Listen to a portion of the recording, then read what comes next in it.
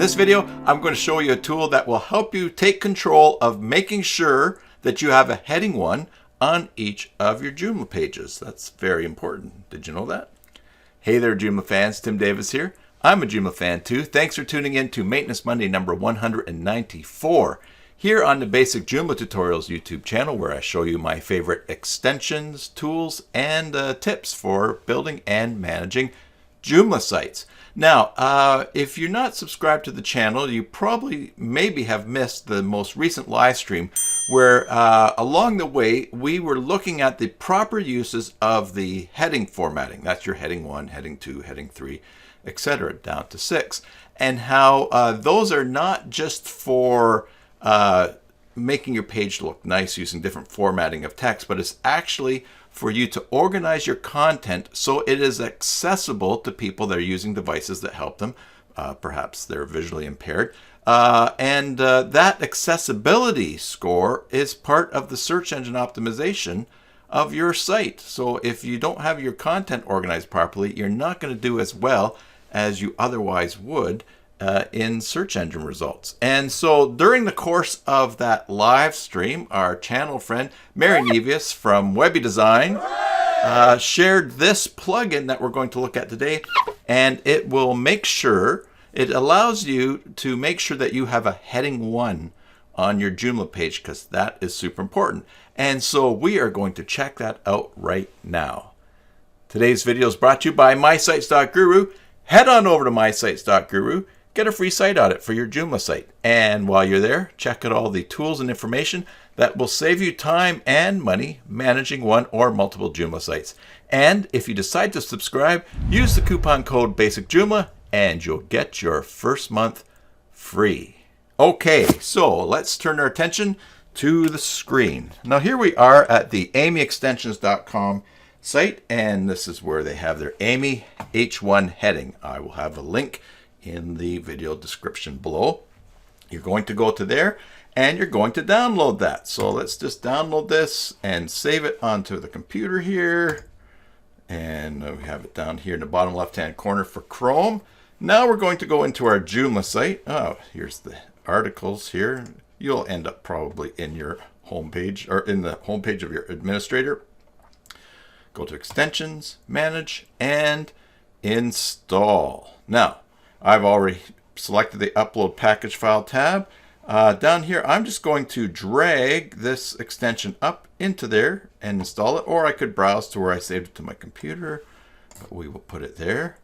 Now, super nice. You have the opportunity now to click this link to activate and configure the plugin, or you can read the online manual, and they have a good online manual for it. So if you're a reading type, then go for it. If not, just keep watching. So let's activate and configure the plugin now. All right, so here are our settings for it. First, we're going to activate it, or we'll enable it. And we're going to just look quickly at a couple options here. Now, this show context, if we turn this on, it will show you information about each page on your site. That's important because as you're visiting, if you want to exclude this plugin from working on a particular site, let's say your shopping cart system already has a heading 1 and you don't, and that's fine, you don't need it there, then you're going to find out the code that you can put in here to exclude this plugin from working in these contexts. And see right now out of default, there's COM content, category, archive, and featured are excluded. We're going to see this a little bit, how this works in a second. Also, we have a cool little button down here, but we will check that out later on. We'll use that as a pro tip because, you know, I like to use the graphics that I've made. Don't want them sitting on the hard drive getting dusty. All right, so let's go show context here. And we've already activated the plugin, so we go save. And now we will go to our home page here and we'll refresh. And we see that right here, the context of this page is com content.featured. Now, what we're going to do is use Chrome Dev Tools. I'm using Chrome. I'm going to hit F12, or I could right click and examine an element. I could do this and I could go inspect.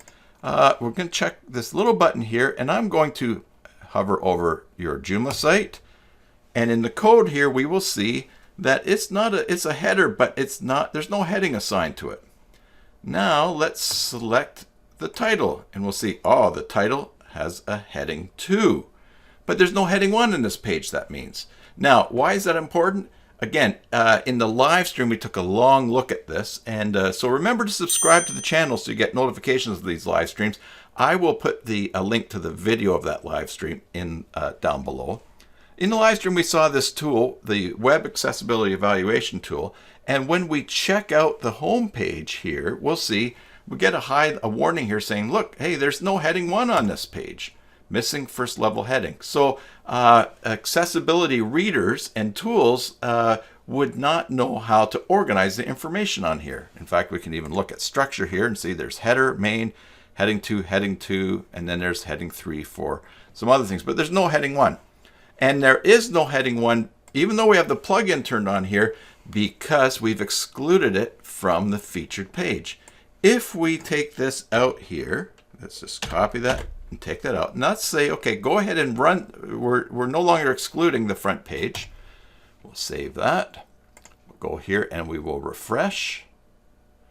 See, did you notice how this is my title jumped? And we're still, see the context here, but now watch. When we examine the title there, it has a heading 1 class. And that will make things much more happier over on this wave test. Look, we don't have that heading 1 error anymore. Now there's a few things that we see here. There's a heading 4 Amy H1 heading. So this little warning, which we'll turn off in a bit, is actually set to heading 4.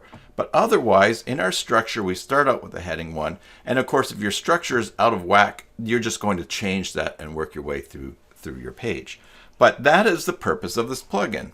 Now let's just for a second go back here and go content featured. All right, we'll put that back in. And of course, when we go back here and refresh, that title will jump back, and now that's back to heading 2. But let's click on this article that says, this is my title. And now over here on the, as that page opens up, we see here it changed content article. Now that's not one of the contexts that's excluded here. And so we can now inspect and go, this is my title, and look at that. It is a heading 1, and that's what we want.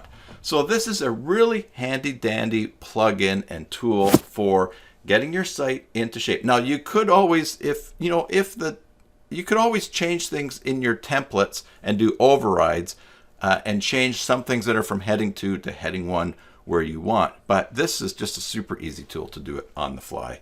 And that is nice. Now, stay with me here.